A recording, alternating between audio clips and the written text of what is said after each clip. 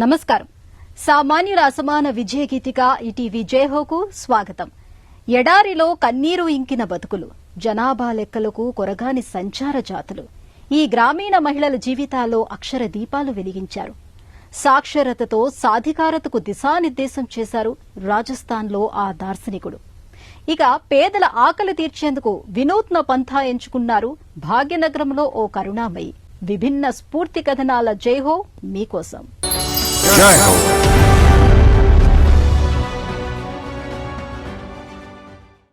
స్వచ్ఛంద సేవకు అచ్చమైన నిర్వచనం, మానవతకు నిలువెత్తు శిఖరం. ఆయన రాజస్థాన్ ఎడారి గ్రామీణంలో సాక్షరతా తేజం. పేరు తేజారాం. అజ్మేర్ జిల్లా కోట్రి తన స్వగ్రామం.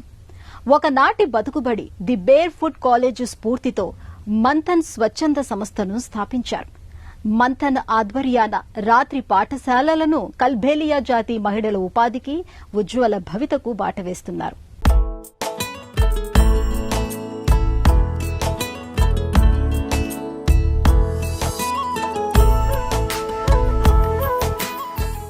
ఎడారి నేల మీద నాగస్వరాల శృతిలయ్యల్లో కమనీయ నృత్యాలు, సుడులు తిరుగుతూ వేగంగా సాగే నాట్యం, కాల్బేలియా కళాకారుల మువ్వల సవ్వడి, కూటి కోసం దేశదిమ్మరులుగా మారిన రాజస్థాన్ సంచార జాతి బిడ్డలు, నిరక్షరులుగా అంధకారంలో మగ్గుతున్న వీరి జీవితాలలో అక్షర వెలుగులు నింపారు మంథన్ సంస్థ వ్యవస్థాపకుడు, అజ్మేర్ జిల్లా కోట్రి గ్రామవాసి తేజారాం.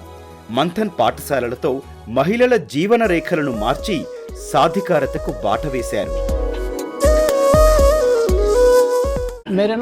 నా పేరు తేజరాం మాలి. మంథన్ సంస్థ వ్యవస్థాపక డైరెక్టర్ని. 3.5 దశాబ్దాలుగా రాజస్థాన్ గ్రామీణ ప్రాంతాల్లో పనిచేస్తున్నాను. మేము తెచ్చిన మంథన్ రాత్రి పాఠశాలలు కేవలం విద్యా సంస్థలే కావు, సామాజిక మార్పుకు ఒక్కో పాఠశాల ఒక్కో వేదిక. విద్యను అందిస్తూ వారి సాధికారతకు తోడ్పడుతున్నాం. 1980లో మాజీ ఐఏఎస్ అధికారి బంకర్ రాయ్ బేర్ ఫుట్ కాలేజీని స్థాపించి గ్రామీణ రాజస్థాన్ ముఖ చిత్రాన్నే మార్చివేశారు. అక్కడ చదువుకున్న ఆనాటి విద్యార్థి తేజారాం 1998లో మంథన్ సంస్థ పేరిట స్వచ్ఛంద సంస్థను ఏర్పాటు చేసి కిషన్గఢ్ పరిధిలోని బైర్వాయి పల్లెను కాల్బేలియా గిరిజనుల కోసం అక్షర ఉద్యమ కేంద్రంగా మార్చారు. మహిళా జాగృత కార్యకలాపాలను వందలాది గ్రామాలకు విస్తరించారు.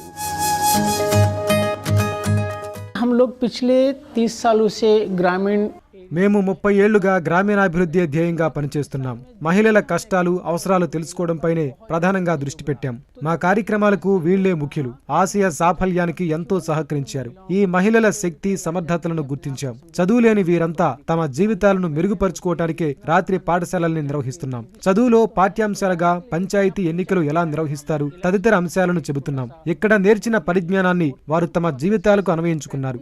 తమ గ్రామాల పరిపాలనలో చురుగ్గా పాల్గొంటున్నారు.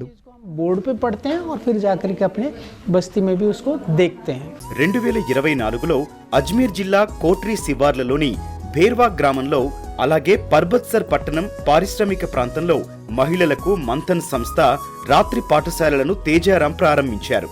ఈ బడులు ఇంటికే పరిమితమైన గృహిణులను అక్షరాస్యులుగా మార్చాయి. రాత్రి పాఠశాలలు చదవటం, రాయటం నేర్పుతాయి. ఆరోగ్యంపై అవగాహన పెంచుతాయి. ప్రభుత్వ పథకాలను వివరిస్తాయి. ఇందువల్ల మహిళలు జాతీయ గ్రామీణ ఉపాధి హామీ పథకం, నరేగా తరహా పథకాలతో లబ్ధి పొందుతారు. ఉప్పునీటి ప్రభావిత ప్రాంతాల్లో మహిళలు తమకు తాము ఎలా మేలు చేసుకోవచ్చో మా బడులు నేర్పుతున్నాయి. ఆచర సాధ్య పరిష్కారాలతో సమాజానికి అనుసంధానిస్తారు. ఈ పాఠశాలల్లో విద్య నేర్చిన వారిలో 150 మంది మహిళలు మంథన్ తీర్చిదిద్దిన నాయకులయ్యారు. నిరక్షర అంధకారాన్ని తొలగించే వెలుగు దివ్వీటిలయ్యారు. వీరిలో కొందరు టైలరింగ్ కేంద్రాలు, మరికొందరు పిండిమర కేంద్రాలు, కిరాణా షాపులు నెలకొల్పి వ్యాపారవేత్తలయ్యారు. తేజారాం కృషితో సాధికారత ఆచరణ సాధ్యమైంది. ఆయన కల నెరవేరింది.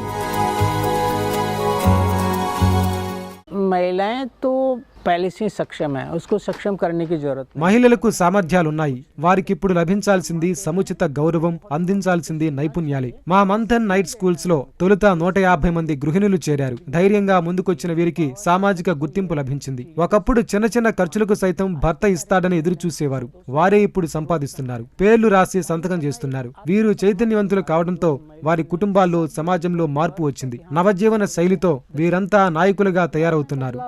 अपने परिवार में बदलाया और पूरा एक कम्युनिटी को उन्होंने बदलाया। ఈమె స్వప్న సరిత మహంతి సమసమాజ స్వాప్నికురాలు, సామాజిక కార్యకర్త. ఒడిషా నుంచి వెళ్లి రాజస్థాన్లో స్థిరపడ్డారు. ఇక్కడ స్త్రీ విద్యకు మంథన్ సంస్థ వ్యవస్థాపకుడు తేజారాం కృషి, ఆయన దార్శనికత ఆమెను ఆకర్షించాయి. మహిళా సాక్షరతకు ఏర్పాటైన మంథన్ రాత్రి పాఠశాలలో భాగస్వామి అయ్యారు. I am born and raised, मेरा जन्म स्थान जो है वो నేను స్వప్న. పుట్టింది పెరిగింది ఒడిషా రాష్ట్రం రూర్కెలాలో. అక్కడ డిగ్రీ చదివాను. తర్వాత రాజస్థాన్ వచ్చి జర్నలిజంలో పీజీ చేశాను. ఎన్నో ఏళ్లుగా మీడియాలో ఉన్నాను. ఓ సందర్భంలో మా గురువుగారు సన్నీ సెబాస్టియన్ నా ఇష్టాన్ని గమనించి స్వచ్ఛంద సేవారంగానికి వెళ్లేందుకు ప్రోత్సహించారు. అలా సామాజిక సేవపై అభిరుచి పెరిగింది. సమాజంలో ఎందరితోనో కలిసి పనిచేయడం నాకెంతో సంతోషంగా ఉంది. फॉर सोसाइटी मैं एक्सप्लोर करना शुरू की इस सेक्टर को। మంథన్ బడిలో అక్షరాలు నేర్చిన కల్బేలియా గిరిజన తెగ మహిళా సర్జు తన జీవితాన్నే మార్చుకున్నారు. ఇంటి నుంచే చిన్న వ్యాపారం ఆరంభించారు. ఒకనాడు ఇళ్లు దాటని ఈమె ఇప్పుడు ఆస్పత్రికి లేదా ఎక్కడికైనా నిర్భయంగా, సునాయాసంగా వెళ్లి వస్తున్నారు.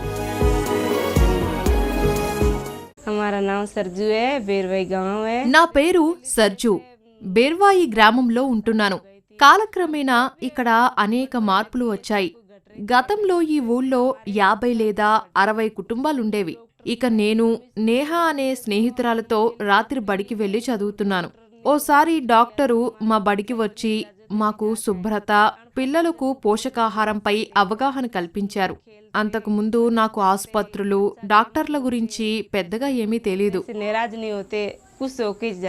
అక్షరాస్యతను అద్దుకున్న సంజుదేవి తన గ్రామంలో ఓ పిండి మిల్లు ఏర్పాటు చేసుకున్నారు. అజ్మీర్, నాగౌర్ జిల్లాల్లో తేజారాం నాయకత్వంలో మంథన్ బడుల అక్షర వెలుగులో వేలాది వనితలు ఇలా తమ జీవితాలను మెరుగుపరుచుకున్నారు.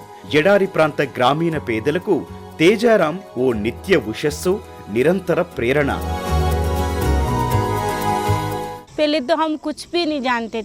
నా పేరు సంజు. మొదట నాకేమీ తెలీదు. రాత్రి బడుల విషయం తెలిసాక ఇక్కడ అలాంటి బడి ఉంటే బాగుంటుందనుకున్నాను. అంతకుముందు ఇల్లే తప్ప మిల్లు, వ్యాపారాలు తెలియవు. చదువుకున్న తరువాత ఈ పనులు తేలిగ్గా చెయ్యగలనన్న నమ్మకం కుదిరింది. బాగా చదువుకొని మీ పిల్లలకు నేర్పండి అని గ్రామంలో అందరినీ ప్రోత్సహిస్తున్నాను. సాధికారత ఒకరిస్తే వచ్చేది కాదు. అతివలకు విద్య నేర్పి సహకరిస్తే వారే అవకాశాలు అందుకొని స్వయంగా సాధిస్తారని తేజారాం మనసులో మాట.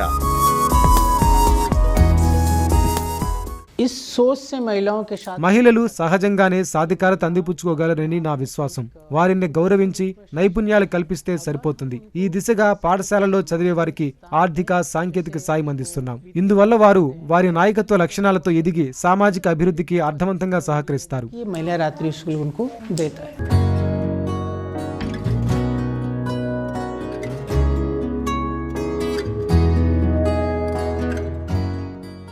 హైదరాబాదులో ఈవెంట్ మేనేజర్గా పనిచేసే ఆమె పేరు మోనా.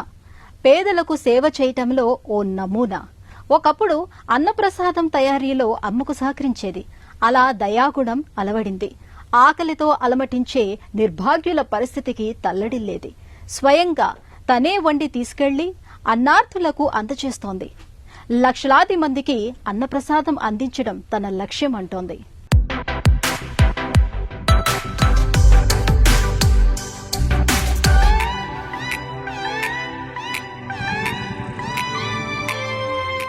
దక్కన్ పీఠభూమిలో మహానగరం భాగ్యనగరం. తెల్లవారుజామునైతే ఎల్లవేళలా చల్లగా ఉంటుంది. మనుషుల మనసులు అన్ని కాలాల్లో మరీ చల్లన. అలాంటి హైదరాబాదులో అనగనగా ఓ మోనా ఫ్యాషన్ బైక్ మీద తిరుగుతోంది అనుకోవద్దు. ఈమె ఫ్యాషన్ మాత్రం కరుణ. మధ్యతరగతిలో జన్మించిన మోనా కష్టపడి ఉన్నత స్థాయికి ఎదిగారు. దయా, కారుణ్యంపై నాన్న చెప్పిన మాటలు మంత్రాక్షరాలయ్యాయి. ఏదైనా సాధించాలంటే కలలు పెద్దగానే ఉండాలని సోదరుడు డాక్టర్ రాజేంద్ర ప్రసాద్ ఈ చెల్లితో చెప్పారు. మోనా బీటెక్ ఆ పై చదువులు చదివారు. తను మరీ యాంత్రికంగా కాకుండా ఇతరులకు సాయపడే తత్వంతో పెరిగారు. సాహస యాత్రలను ఓ సామాజిక ప్రయోజనం కోసం సోపానంగా చేసుకున్నారు.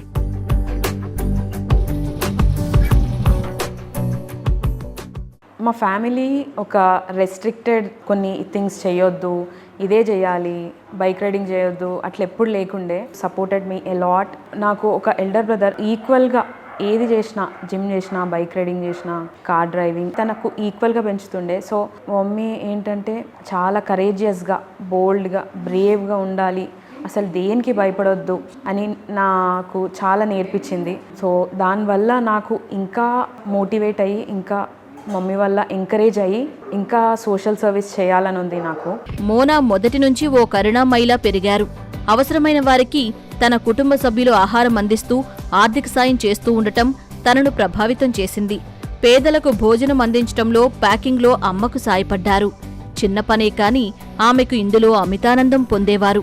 కష్టంలో ఉన్న మరొకరికి సాయపడటంలో సేవాతత్వం అలవడింది. ఈ అనుభవాలే మోనాను ముందుకు నడిపించాయి. నేను మా పాపకి చాలా ఎంకరేజ్ చేస్తా. ఏంటంటే మనకున్న దాంట్లోనే కొంచెం హెల్ప్ చేయాలి. నాకు ఆ అలవాటు ఉండే.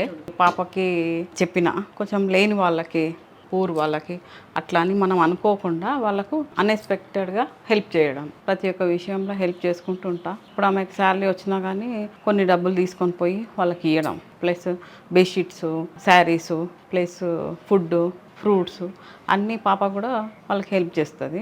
బైక్ నేర్పింది సోదరుడు రాజేంద్ర. తొలుత భయంగా నడిపిన ఆయన శిక్షణ, ఫిట్నెస్ సూచనలతో ఆమెకు ఆత్మవిశ్వాసం వచ్చింది. ఆయన బైక్ బహూకరించడంతో మహదానందంతో నడిపారు. స్వేచ్ఛా విహంగంలా పయనం ఆరంభించారు. యూట్యూబ్ ఛానల్లో తన బండి నడిపే అనుభవాలు పంచుతూ మహిళలు తమ అభిరుచి మేరకు ఆంక్షలు దాటి స్వేచ్ఛగా ముందుకు సాగేలా ప్రేరణనిచ్చారు. ఈ బైక్ రైడింగ్ జర్నీలో నేను చాలా నేర్చుకున్నా. Like first thing is freedom. మెంటల్గా, ఫిజికల్గా ఫ్రీడమ్ అనేది చాలా ఇంపార్టెంట్. సో ఆ ఫ్రీడమ్ నాకు బైక్ రైడింగ్ నేర్పించింది. అండ్ ఆల్సో ట్రావెలింగ్ గురించి ఎక్కువ నేర్చుకుంటాం. అండ్ న్యూ ప్లేసెస్ ఎక్స్ప్లోర్ అవ్వడం. స్ట్రేంజర్స్కి సోషల్ సర్వీస్ చేసినప్పుడు, ఫుడ్ ఇచ్చినప్పుడు వాళ్ళు చాలా హ్యాపీగా, ఫ్రెండ్లీగా, మళ్ళీ సెకండ్ టైం నేను థర్డ్ టైం వెళ్ళి ఇచ్చినప్పుడు వాళ్ళ ఫ్యామిలీ గురించి షేర్ చేసుకుంటారు. వాళ్ళ పాస్ట్ ప్రాబ్లమ్స్, ఎందుకు వాళ్ళు అక్కడ రోడ్ పైన ఉన్నారు, ఎందుకు ఫుడ్ అడుగుతున్నారు అనేది చెప్తారు వాళ్ళు. బైక్ నడపటాన్ని మోనా ఏదో వినోదంగానో కాలక్షేపంగానో భావించలేదు. ఒక సామాజిక మార్పునకు ఆ వాహనమే సాధనమైంది. ఆఫీస్కు బైక్ మీద వెళుతూనో, వస్తూనో వీధుల్లో సామాన్యుల కష్టాలను కళ్లారా చూశారు. బండి మీద వెళుతూనే అన్నార్తులకు ఆహారం అందజేస్తూ ఉంటారు మోనా.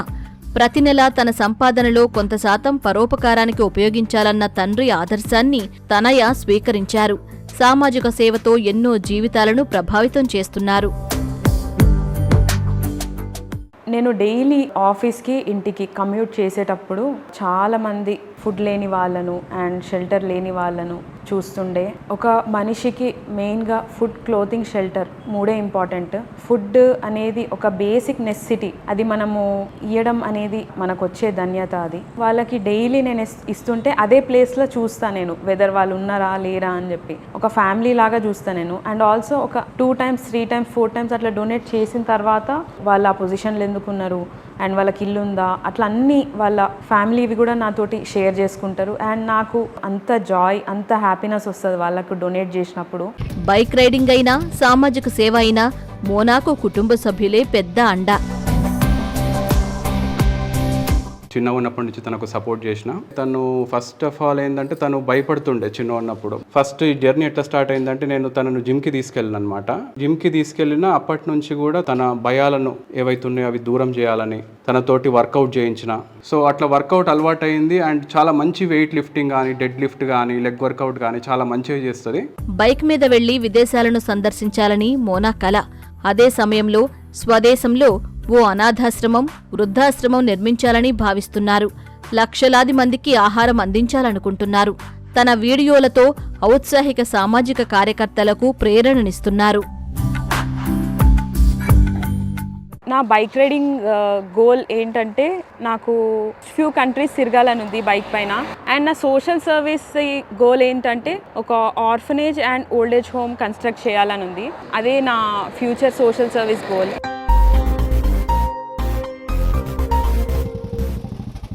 రాజస్థాన్ ఎడారి గ్రామాలకు అక్షర దీపావళి తీసుకొచ్చి గిరిజన మహిళలను సంపద సృష్టికర్తలుగా మార్చిన తేజారాం, మనసుంటే సామాజిక సేవకు మార్గం ఉంటుందని నిరూపిస్తున్న హైదరాబాద్ యువతి మోనా ఉభయులు నిజమైన విజేతలు, నిండు స్ఫూర్తిదాతలు.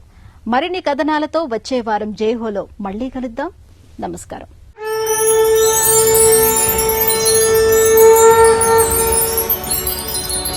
జై హో.